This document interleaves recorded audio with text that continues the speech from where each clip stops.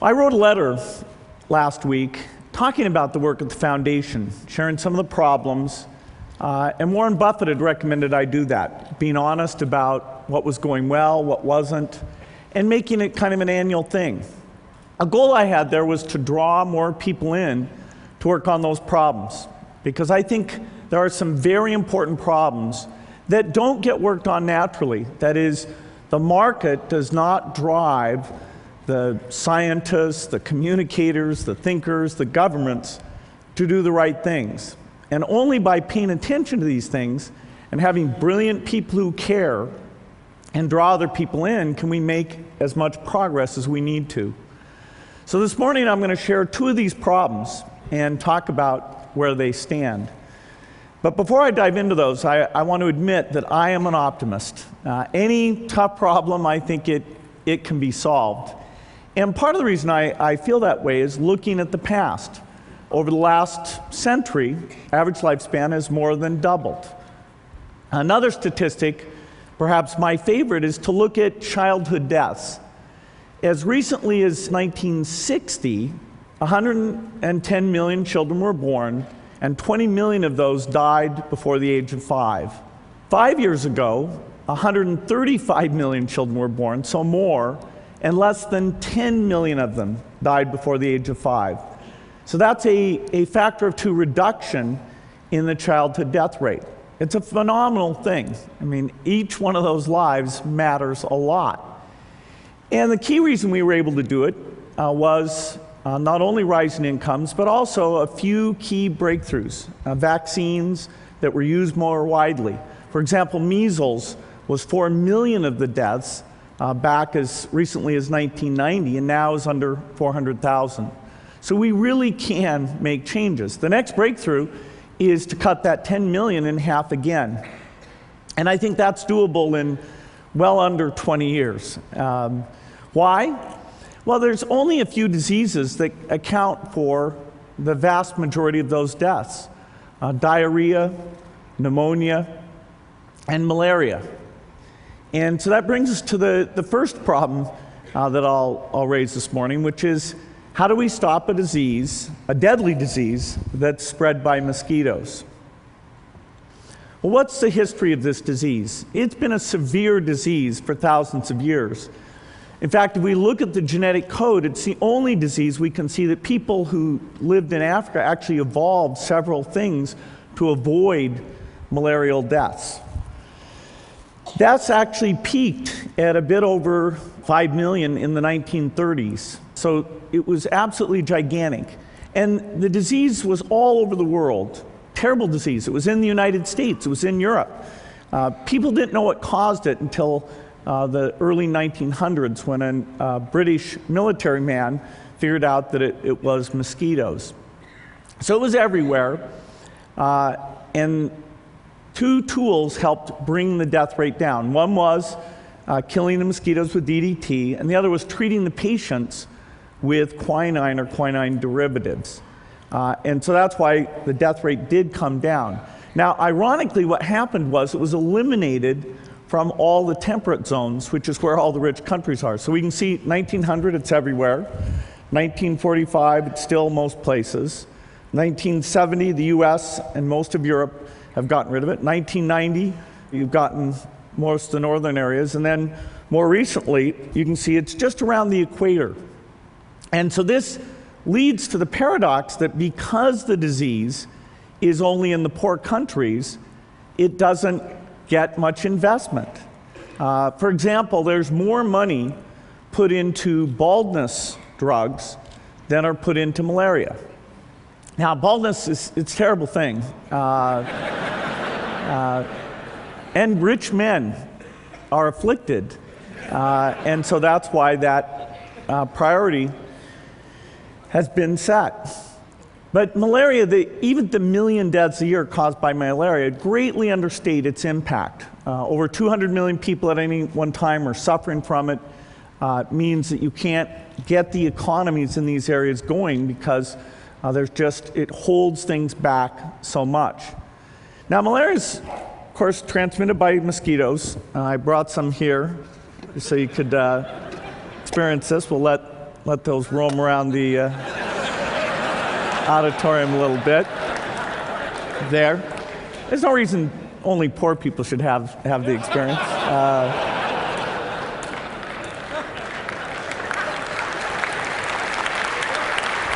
Those mosquitoes are not infected, but so we've come up with a few new things. We've got bed nets, and bed nets are a great tool. What it means is the mother and child stay under the bed net at night, and so the mosquitoes that bite late at night can't get at them. And when you use indoor spraying with DDT and those nets, you can cut deaths by over 50%. And that's happened now in a number of countries. It's great to see. But we have to be careful because malaria, the parasite, evolves and the mosquito evolves. So every tool that we've ever had in the past has eventually become ineffective. And so you end up with two choices. If you go into a country with the right tools in the right way and you do it vigorously, you can actually get a local eradication. And that's where we saw the malaria map shrinking. Or if you go in kind of half-heartedly, for a period of time you'll reduce the disease burden, but eventually those tools will become ineffective and the death rate will soar back up again. And the world has gone through this, where it paid attention and then didn't pay attention. Now we're on the upswing. Bed net funding is up. There's new drug discovery going on. Our foundation has backed a vaccine that's going into phase 3 trial that starts in a couple months. And that should save over 2/3 of the lives if it's effective. And so we're going to have these new tools. But that alone doesn't give us the roadmap. Because the roadmap to get rid of this disease involves many things. It involves communicators to keep the funding high, to keep the visibility high, to tell the success stories. It involves social scientists, so we know how to get not just 70% of people to use the bed nets, but 90%. We need mathematicians to come in and simulate this, do Monte Carlo things to understand how these tools combine and work together. Of course, we need drug companies to give us their expertise. We need rich world governments to be very generous in providing aid for these things. And so as these elements come together, I'm quite optimistic that we will be able to eradicate malaria. Well, now let me turn to a second question, a fairly different question, but I'd say equally important. And this is, how do you make a teacher great? Now, it seems like the kind of question that people would spend a lot of time on and that we'd understand very well. And the answer is, really, that we don't. Let's start with why this is important. Well, all of us here, I'll bet, had some great teachers. We all had a wonderful education. That's part of the reason we're here today, part of the reason we're successful. I can say that, even though I'm a college dropout. I had great teachers. And in fact, in the United States, the teaching system has worked fairly well. There are fairly effective teachers in a narrow set of places. So the top 20% of students have gotten a good education. And those top 20% have been the best in the world if you measure them against the other top 20%. And they've gone on to create the revolutions in software and biotechnology and keep the US at the forefront. Now, the strength for those top 20% is starting to fade on a relative basis, but even more concerning is the education that the balance of people are getting. Not only has that been weak, it's getting weaker. And if you look at the economy, it really is only providing opportunities now to people with a better education. And so we have to change this. We have to change it so that people have equal opportunity. We have to change it so that the country is strong and stays in the forefront of things that are driven by advanced education, like science and mathematics. When I first learned the statistics, I was pretty stunned at how bad things are. Over 30% of kids never finish high school. And that had been covered up for a long time because they always took the dropout rate as the number who started in senior year and then compared it to the number that finished senior year because they weren't tracking where the kids were before that. But most of the dropouts had taken place before that. And so they had to raise the stated dropout rate as soon as that tracking was done to over 30%. For minority kids, it's over 50%. And even if you graduate from high school, if you're low income, you have less than a 25% chance of ever completing a college degree. If you're low income in the United States, you have a higher chance of going to jail than you do of getting a four-year degree. And that, doesn't seem entirely fair. So how do you make education better? Our foundation for the last 9 years has invested in this. There's many people working on it. We've worked on small schools. We've funded scholarships. We've done things in libraries. A lot of these things had a good effect. But the more we looked at it, the more we realized that having great teachers was the very key thing. And so we hooked up with some people studying how much variation is there between teachers, between, say, the top quartile, the very best, and the bottom quartile. How much variation is there within a school or between schools? And the answer is that these variations are absolutely unbelievable. A top quartile teacher will increase the performance of their class based on test scores by over 10% in a single year. What does that mean? Well, that means if the entire US for 2 years had top quartile teachers, the entire difference between us and Asia would go away. And within 4 years, we would be blowing everyone in the world away. So it's simple. All you need is those top quartile teachers. And so you'd say, well, wow, that's good. We should reward those people. We should retain those people. We should find out what they're doing and transfer that skill to other people. But I can tell you that absolutely is not happening today. What are the characteristics of this top quartile? What do they look like? You might think, well, these must be very senior teachers. And the answer is no. Once somebody is taught for 3 years, their teaching quality does not change thereafter. The variation is very, very small. You might think, well, these are people with master's degrees. They've gone back and they've gotten their master's of education.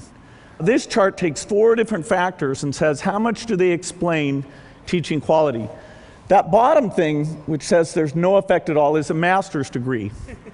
Now, the way the pay system works is there's 2 things that are rewarded. One is seniority, because your pay goes up and you vest into your pension. And the second is giving extra money to people who get their master's degree. But it in no way is associated with being a better teacher. Teach for America, slight effect. For math teachers, majoring in math is a measurable effect. But overwhelmingly, it's your past performance. There are some people who are very good at this. And we've done almost nothing to study what that is and to draw it in, to replicate it, to raise the average capability, or to encourage the people with it to stay in the system. You might say, well, do the good teachers stay and the bad teachers leave? The answer is, on average, the slightly better teachers leave the system, and it's a system with very high turnover. Now, there are a few places, very few, where great teachers are being made. A good example of one is a set of charter schools called KIPP. KIPP means knowledge is power. It's an unbelievable thing. They have 66 schools, mostly middle schools, 7 high schools, and what goes on is great teaching. They take the poorest kids, and over 96% of their high school graduates go to 4-year colleges. And the whole spirit and attitude in those schools is very different than in the normal public school. They're team teaching. They're constantly improving their teachers. They're taking data, the test scores, and saying to a teacher, hey, you caused this amount of increase. And so they're deeply engaged in making teaching better. When you actually go and sit in one of these classrooms, at first it's very bizarre. I sat down and I thought, what is going on? The teacher was running around and the energy level's high. I thought, well, I'm in the sports rally or something. What's going on? And the teacher was constantly scanning to see which kids weren't paying attention, which kids were bored, and calling on kids rapidly, putting things up on the board. It was a very dynamic environment because particularly in those middle school years, 5th through 8th grade, keeping people engaged and setting the tone that everybody in the classroom needs to pay attention. Nobody gets to make fun of it or have the position of, the kid who doesn't want to be there. Everybody needs to be involved. And so KIPP is doing it. How does that compare to a normal school? Well, in a normal school, teachers aren't told how good they are. The data isn't gathered. In the teacher's contract, it will limit the number of times the principal can come into the classroom, sometimes to once per year. And they need advance notice to do that. So imagine running a factory where you've got these workers, some of them just making crap, and the management is told, hey, you can only come down here once a year, but you need to let us know because we might actually fool you and try and do a good job in that one brief moment. Even a teacher who wants to improve doesn't have the tools to do it. They don't have the test scores. And there's a whole thing of trying to block the data. For example, New York passed a law that said that the teacher improvement data could not be made available and used in the tenure decision for the teachers. And so that's sort of working in the opposite direction. But I'm optimistic about this. I think there's some clear things we can do. First of all, there's a lot more testing going on, and that's given us the picture of where we are. And that allows us to understand who's doing it well and call them out and find out what those techniques are. Of course, digital video is cheap now. Putting a few cameras in the classroom and saying that things are being recorded on an ongoing basis is very practical in all public schools. And so every few weeks, teachers could sit down and say, okay, here's a little clip of something I thought I did well. Here's a little clip of something I think I did poorly.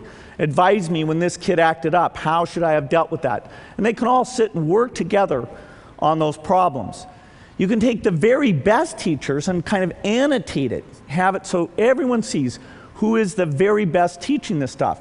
You can take those great courses and make them available so that a kid could go out and watch the physics course, learn from that. If you have a kid who's behind, you would know you could assign them that video to watch and review the concept. And in fact, these free courses could not only be available just on the internet, but you could make it so that DVDs were always available, and so anybody who has access to a DVD player can have the very best teachers. And so by thinking of this as a personnel system, we can do it much better. There's a book actually about KIPP, the place that this is going on, that Jay Matthews, a Newsweek reporter, wrote called Work Hard, Be Nice.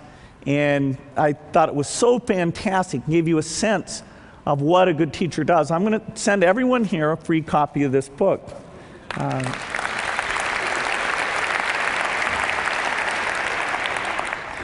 Now, we put a lot of money into education, and I really think that education is the most important thing to get right for the country to have as strong a future as it should have. In fact, we have in the stimulus bill, it's interesting, the House version actually had money in it for these data systems, and was taken out in the Senate because there are people who are threatened by these things. But I'm optimistic. I think people are beginning to recognize how important this is, and it really can make a difference for millions of lives if we get it right. Well, I only had time to frame those two problems. There's a lot more problems like that. AIDS, pneumonia.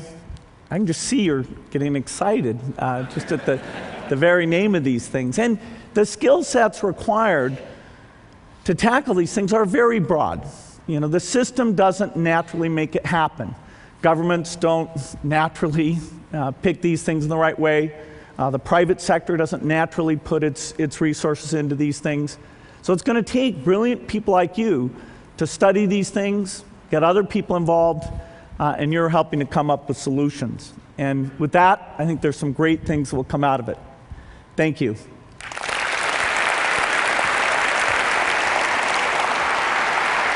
Thank